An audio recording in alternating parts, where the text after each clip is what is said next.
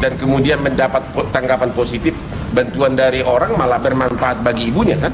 Jadi di mana aspek melanggar hukumnya? Buat laporan pasti banyak yang bantu, saya siap bantu. Iya. Oke, halo, assalamualaikum, kembali lagi di channel ini. Apa kabar semuanya untuk hari ini? Semoga pada sehat-sehat selalu dan untuk seterusnya. Nah, di video kali ini ada segmen-segmen yang menarik untuk kita bahas, mulai dari rumah Tiko yang sekarang sudah dialiri listrik dan air bersih, dan kita juga akan membahas mengenai hebohnya pembicaraan netizen yang masih ngomongin cucunya Eyang. Sepertinya ini netizen masih tidak terima dengan ucapan-ucapan dari cucu Eyang itu, dan tentunya juga kita akan melihat siapa aja yang akan turun membela Tiko jika suatu saat Tiko ini terkena masalah. Tentunya selain Hotman Paris ya. Ini dia selengkapnya.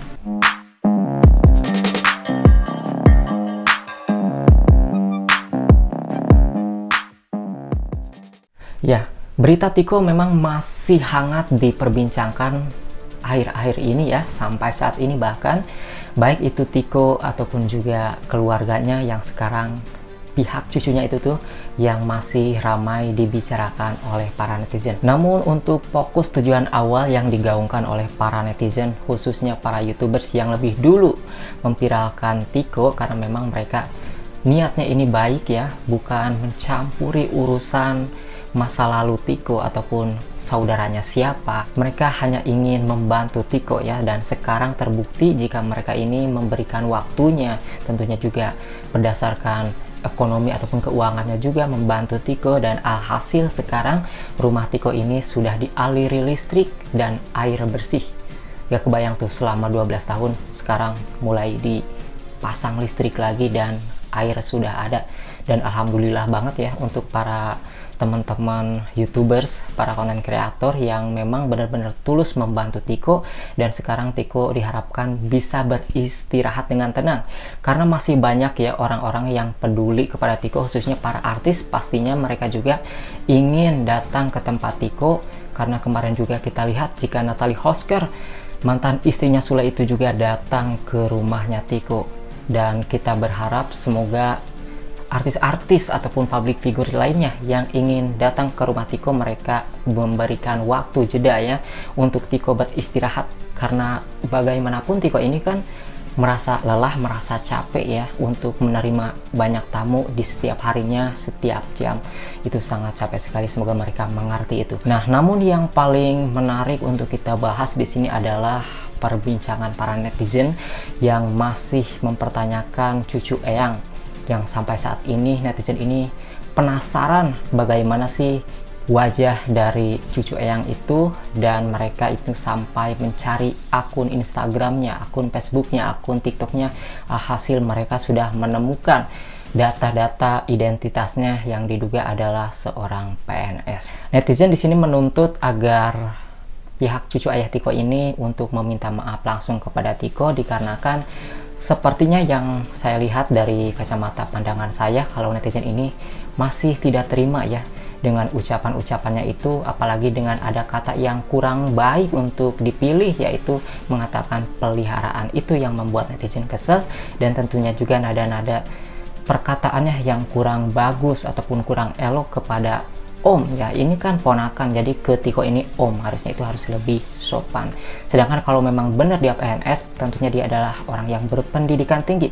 Tapi kalau misalnya dibandingkan dari segi attitude, sepertinya netizen sangat menilai lebih baik attitude Tiko.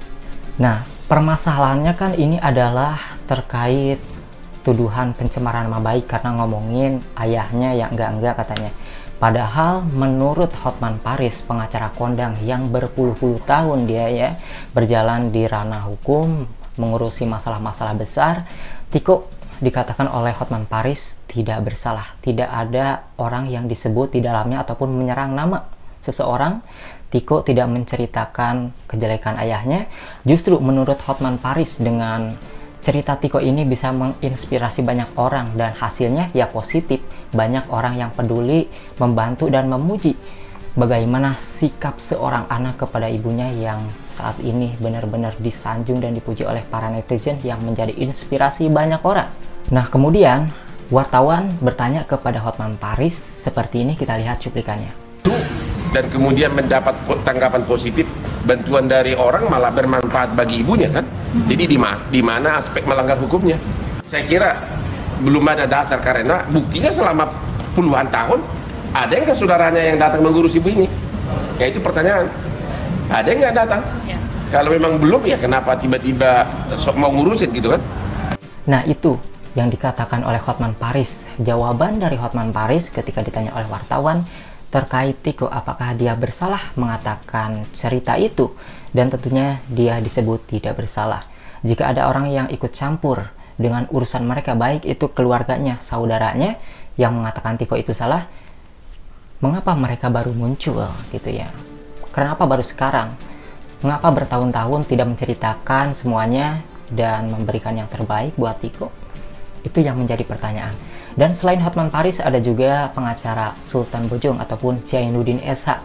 Dalam videonya dia mengatakan kalau pengacara ini juga siap membantu Tiko. Ini dia sedikit cuplikannya. Yang diceritakan itu orang tuanya sendiri, seperti itu tuh, tidak dalam rangka penjelekan. Tenang aja, biarkan aja dia buat laporan. Pasti banyak yang bantu. Saya siap bantu. Iya. Yaitu adalah pengacara Sultan Bojong ataupun Zainuddin Esa yang pernah dulu menjadi kuasa hukum dari Vitalia Sesa. Itu kabar gosipnya kan waktu itu sangat ramai-ramai sekali. Nah, ternyata Tiko ini selain dari bantuan tenaga ya, bantuan ekonomi, tapi juga ada ternyata orang-orang yang siap memberikan bantuan hukum untuk Tiko, anak yang baik, anak yang soleh, yang sangat disanjung dan disayang oleh para netizen pada saat ini. Nah, kesimpulannya apa dari masalah ini? Kesimpulannya menurut saya adalah, ini kan masalahnya adalah dikarenakan adanya klarifikasi yang begitu terburu-buru, ataupun adanya media yang memberikan ruang kepada keluarga Tiko. Sebenarnya, jika memang harus step by stepnya seperti itu, mungkin Bang Breu juga ya, orang yang lebih dekat dengan Tiko, orang yang lebih lama mengenal Tiko, dia bisa saja melakukan itu, tapi Bang Breu tidak melakukan itu karena dia lebih tahu step by stepnya harus seperti apa dulu. Dia ini akan menyusun strategi dulu, bagaimana fokusnya untuk memperbaiki rumahnya dulu agar ada listrik, agar dialiri air kan begitu ya. Untuk soal keluarganya siapa, ini tidak perlu ditayangkan sebenarnya, karena ini bisa membuat heboh seperti sekarang kan, ini terbukti gitu. Jadi ketika ada konten kreator lain yang akan mengulik-ngulik masa lalu Tiko, itu harus berkomunikasi dulu dengan Tiko dan juga YouTubers yang pertama kali memviralkannya, karena dia yang akan bertanggung jawab nantinya. Karena Bang Breu ataupun Bang Irfan ini, dia lebih tahu bagaimana seharusnya step by step yang dibuat untuk kebaikan Tiko ya. Jadi ketika ada orang yang ujuk-ujuk melangkah jauh langsung memberikan ruang untuk mengulik masa lalu Tiko, saudaranya siapa, ini agak-agak kurang pers gitu. Jadi Bang Breu juga nantinya akan mencari ya saudaranya siapa, tapi step by stepnya seperti apa dulu. Mereka juga tahu konsekuensinya, jadi tahu langkah apa dulu yang harus diambil lebih utama, dan itu yang terakhir gitu ya. Selain itu, netizen menuntut dari cucu ayahnya Tiko ini meminta maaf dikarenakan mereka yang dianggap salah itu adalah, yang pertama mengatakan jika Tiko ini bukan anak kandung ayahnya ataupun anak kandung ibunya. Sedangkan Bapak Sumaryono di channel YouTube-nya Dendeni Official, dia mengatakan dia tahu sendiri sebagai saksi hidup jika Bu Eni dan ayahnya Tiko ini benar-benar anak kandungnya itu adalah Tiko. Nah, jika cucu ayahnya Tiko ini ataupun si cucu eyang ini mengatakan Tiko bukan anak Bu Eni dan anak ayahnya Tiko, maka bisa dikatakan dia bersalah. Jadi inilah ya, ketika bicara di media publik, media sosial itu harus berdasarkan fakta dan data. Jika dia salah, maka sebenarnya bisa saja kalau misalnya Tiko mau memproses. Tapi kan netizen buka suara juga bukan berarti mereka ini memperkeruh suasana, tapi mereka ini menunjukkan bentuk sebagai kepeduliannya terhadap Tiko dari jauh. Itu yang bisa mereka lakukan.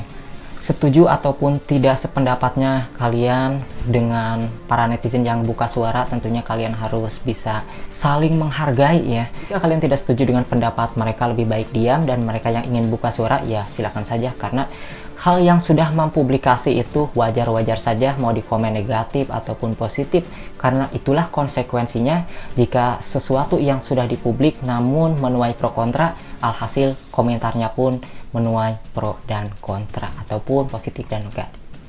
Nah, bagaimana komentar kalian?